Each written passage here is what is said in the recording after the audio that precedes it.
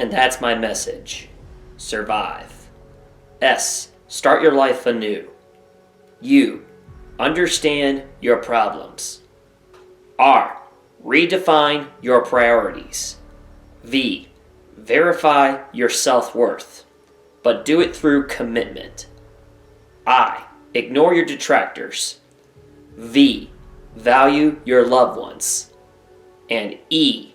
Embrace every day as if it could be your last. I, Bobby Dagan, am a survivor. Welcome back to the Jigsaw Blogs. I'm Jacob Walton, and today we're going to take a look at every known survivor of the Jigsaw traps. As I stated in my last video, including the fallen officers, there are over 200 victims who died at the hands of the Jigsaw Killer and his associates. But at least Jigsaw's work was not in vain, as thankfully there were at least 30 known Jigsaw survivors who either escaped his death traps or passed his test accordingly. So at this time, we're going to take this opportunity to take a look at all of the Jigsaw survivors, including their whereabouts and what they're up to today.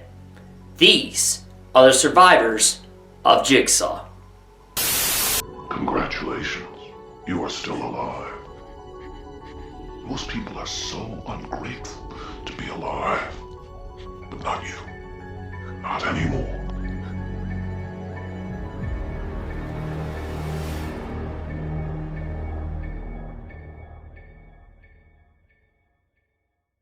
Amanda Young. Amanda is still credited as the first known Jigsaw trap survivor. After surviving the reverse bear trap, she gave up her life as a drug addict. However, she was also recruited by John Kramer to be the one that would be his successor. But after the events at the Gideon warehouse, it turns out Amanda ended up following Jigsaw to the grave. The Gordon family. Dr. Gordon was able to escape the bathroom trap by cutting off his own foot, after he cauterized his own wound. After he escaped the bathroom, he was treated by the Jigsaw Killer himself. Lawrence Gordon claimed that he never could properly identify John Kramer as the Jigsaw Killer.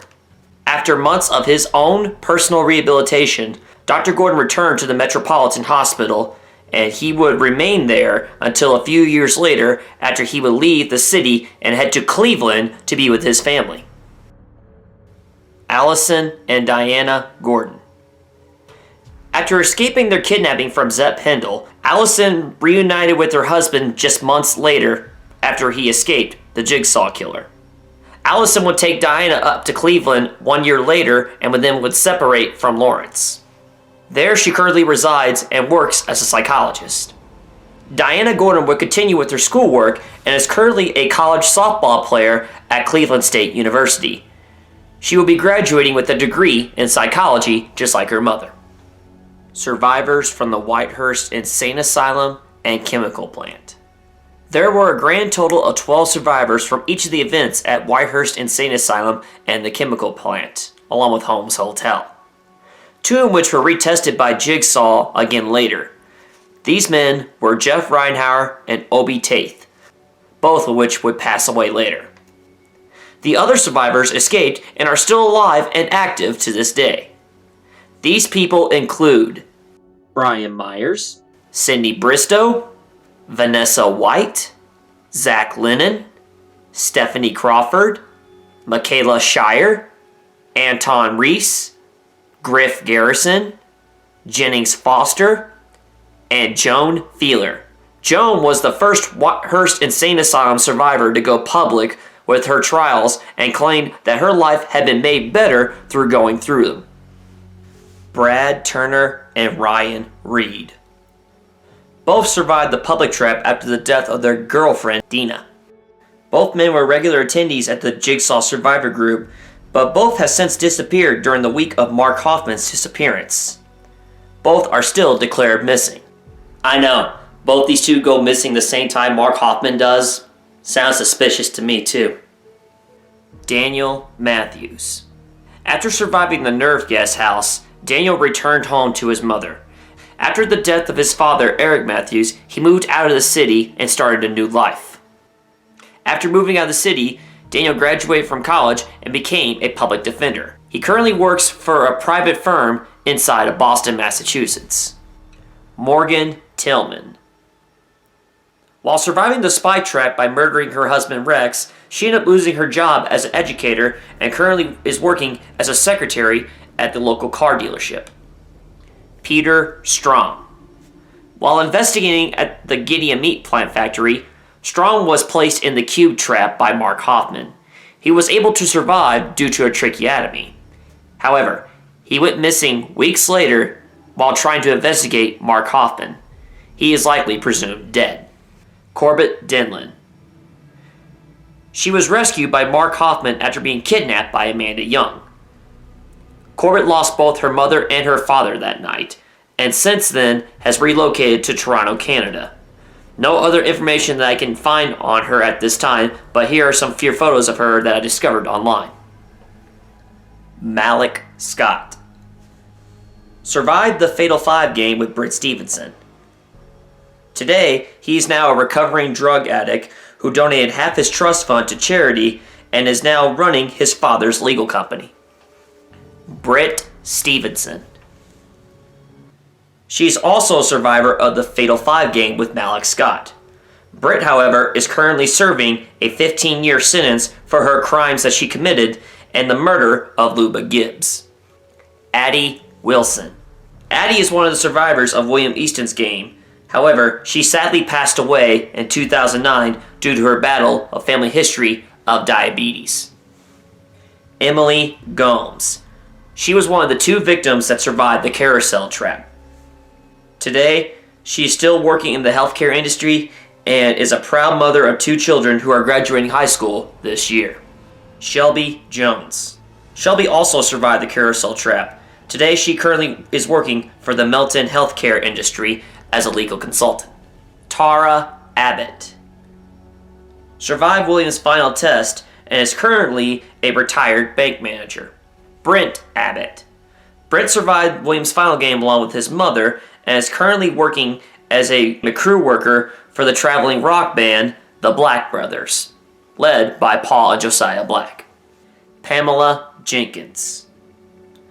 After William's death, she continued to profit off her experiences with Jigsaw and writing another book. She is now still a reporter and is a single mother raising her 8-year-old son, in which she named William. Simone Howard. After surviving her game with Eddie, she would later sue John Kramer's former company Gideon, along with the Urban Renewal Company, for the attacks that John Kramer caused her. When Jill Tuck died, she filed a lawsuit against her clinic as well. Because of this lawsuit, Jill's clinic had to shut down. In exchange of the clinic shutting down, she received millions of dollars because of it. Today, she is now one of the top clothing designers in the metropolitan area. Yes, the same person that Jigsaw tested also sued a health clinic run by Jigsaw's wife that was dedicated to helping recovering addicts. I swear, some of these people are far worse after they've been tested. Bobby Dagan. After losing his wife and friends during his own Jigsaw game, he fell into a depression and was placed in a rehabilitation clinic for several years. Today, he is now working as a construction worker and teaches karate classes to young students. As you just saw, there are still dozens of Jigsaw survivors that are still with us today. But have they learned any of their lessons from their experience with Jigsaw? Earlier this week, I caught up with a well-respected author and member of JigsawRules.com forum page, Timothy Blake. Joining me right now is Tim Blake. Tim, thank you for being with me today.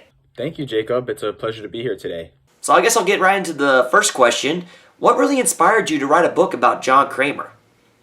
Well, like you, Jacob, I was a young, ambitious kid. I liked to go on web forums such as JigsawRules.com, House of Jigsaw, and talk about the latest, attacks by Jigsaw and the victims of those attacks. I would research these people more and more because, I became fascinated with it, and it suddenly became apparent to me, Jigsaw isn't just some monster. These people aren't innocent victims that he just chose at random because he's a sicko. In his mind, he's helping these people in his own way, essentially cleansing the world to to become a better place, and cleansing these people of their ways to become better people. I'm a fan of your first book, and I love the way that you covered the life of John Kramer along with his motivations. And I even like the main title of your book, Is John Kramer the Murderer the Police Say That He Is? But towards the end of the book, you really don't give a definitive answer. Why is that? Well, if you want the truth, Jacob, I mean, is there a definitive answer? It's not such a black and white situation. Technically, yes. John Kramer is a serial killer. He is a murderer. There is evidence to support that, but he's not waking up every day and saying, I'm going to go out and do bad things and kill people just to hurt people because it brings me joy. You know, this guy isn't Michael Myers. He believes in his mind that he's helping people, that at the end of the day, what he's doing is going to help the greater good. He's helping people to become better. He's ridding the world of those that aren't, able to be helped. And in the grand scheme of things, Jigsaw, he's helping the world to become a better place. So, that's why I feel it really all depends on the perspective that you look at it from. If you look at it from the perspective of someone like me, you would say, no, he isn't necessarily a monster, a murderer. If you are a police officer or you're someone, in an evidence locker, then you'd probably say, yes, he is. So it definitely depends when you're asking that question, who you're asking. So going back to your first book, what I found so refreshing was that you explained to the readers that even though we never really got a chance to experience a Jigsaw game firsthand ourselves, we should still take Jigsaw's morals and lessons from these games and then put them in our daily lives. Can you explain a little bit more about that if you like? Okay, now, Jigsaw, in my personal opinion, what I take from the situation, the motivation behind Jigsaw's games were, when you play a game, you're going through something, and at the end of the day, when you do what that game asks you, you get a prize. This prize for his victims was, life. Jigsaw played games for a reason. He didn't just, if he wanted to just kill people, he could walk up to someone and shoot them in the street, but everything that happened to these people came with a lesson that this person took with them if, they were to survive. So I feel as though you can kind of compare it to, it's almost like a religion, and I feel at the end of the day, Jigsaw wanted us, as people to see, whether we were his victims or people that, witnessed what happened to his victims. People aren't perfect. We all make mistakes. But at the end of the day, there is a price to pay for everything. And I think that we should all strive, to live the best lives that we can and to be better people all around. Hopefully we can learn that lesson without having our head crushed in a bear trap or falling into a pit of needles. But, and in my words anyway, that's how Jigsaw saw things. So to the main topic of our video today, the Jigsaw survivors, what message do you believe that John Kramer really wanted to send them, in your opinion? Well, see, that's the whole reason Jigsaw played games, because when you play a game, what do? You have to go through steps and obstacles, and at the end you get a prize. So in this case, the prize for Jigsaw's victims was life. Why? Because Jigsaw wanted to teach these people the importance and the value of life, and that's something that I think we should all take with us. Jigsaw feels as though we should all be grateful to be alive. One of his, first victims was someone who tried to commit suicide, survived, and then he took them, and they had to fight to be alive. And, that was his way of saying, so many people have to fight to be alive. Why would you take your own life? Life is a precious thing. And then that person from that had to learn to be grateful for their life. And, he encouraged other survivors and, his accomplices really to help carry out his message of rehabilitating others, such as Amanda Young and Mark Hoffman, for example. Speaking of Amanda Young and Mark Hoffman, in a chapter in your newest book, The Philosophies of Jigsaw, you claim that they both failed really carrying out John Kramer's legacy and what he wanted them to do. Why do you believe that? I understand that chapter of my book is hard for some Jigsaw fans to comprehend, but to answer your question, no one can be like John Kramer. There is only one Jigsaw, just like there's only one Tim Blake, there's only one Jacob Walton in this world. No one can replicate who we are, and I believe that Their roles in working with Jigsaw were no different than any other mentor-pupil relationship. The mentor can spend as much time as they want teaching their pupil, but, it's the student's job to take what they learned and use it to move forward in their life. You can lead the horse to the water, the horse has to drink for itself. So, in the case of Amanda and Hoffman, it led to both of their demise. That's why they failed, because they failed to do that. They failed to take what was taught to them and use it going forward. And what have we? Currently, there are at least over 20 Jigsaw survivors that are still living today. What impact, if any, did the Jigsaw games have on them? Based upon my last known observation of these victims, some are striving to improve and, have moved on and moved up in the world to help better themselves, to help better society. Take Daniel Matthews, for example. Over 10 years ago, this boy was placed in a deadly game, found a way to survive, and now he's currently a public defender trying to help people fight the same system his dad swore to protect. And I think, that's a beautiful thing. And then what about the ones who didn't, such as Bobby Dagan or Simone Howard? True, yes. There are people who abuse their victim status in exchange for profit, as many people do. I'm aware of Miss Howard's lawsuit against John Kramer's company and how it affected others, but for the few that failed to understand Jigsaw's message, there also come with those the many that did. Look at Dr. Gordon, a man who continued his practice as a doctor to save more lives. Look at victims such as Emily Gomez, Shelby Jones, who left Umbrella Health Insurance and started working for different public healthcare organizations. Malik Scott donated half of his trust fund, trying to help addicts such as he was. So you see, Jigsaw's methods can and have worked. Do they always? No, but a lot of the time they do. And the proof is in the pudding. So what you're saying is that people react to the trauma from Jigsaw differently than what he intended, and that's just natural? Exactly. People who suffer through trauma such as surviving a Jigsaw game often tend to experience symptoms such as PTSD, acute stress disorders, nightmares, flashbacks, and, to an extent, severe depression. The biggest example that we know of that helped prove this fact was John Kramer himself. Really? Why's that? John Kramer suffered a tragedy with the loss of his son Gideon. Soon, he fell into a depression after that, and once he was diagnosed with terminal cancer, he tried to commit suicide. But it's through that entire trauma that, John Kramer took all that pain and suffering and became Jigsaw, and how he spent the rest of his days trying to get people to learn and see the world the way that he did. That's interesting. That's really an approach I never honestly thought about before. Well, I'm glad to hear that. Most people that I talk with are pretty dismissive to any other interpretation. I believe that anyone can relate to and identify these kinds of trauma at any age, from elderly men like John Kramer to even young children. Children? Yep. Even the youngest Jigsaw survivor, Diana Gordon, she had to endure this kind of suffering. As of right now, she's currently in college playing for the Cleveland State softball team, last I checked anyway, and she's doing well for herself. Yeah, that's interesting.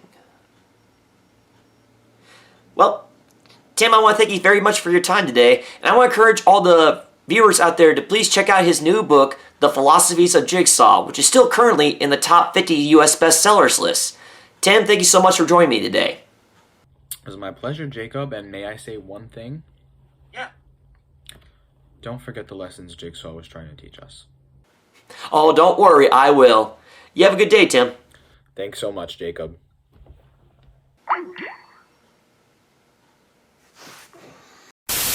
Make sure you all continue to support Mr. Blake and his works, and continue reading his new books as well, The Philosophy of Jigsaw, which is still currently in the top 50 in the U.S. bestsellers list.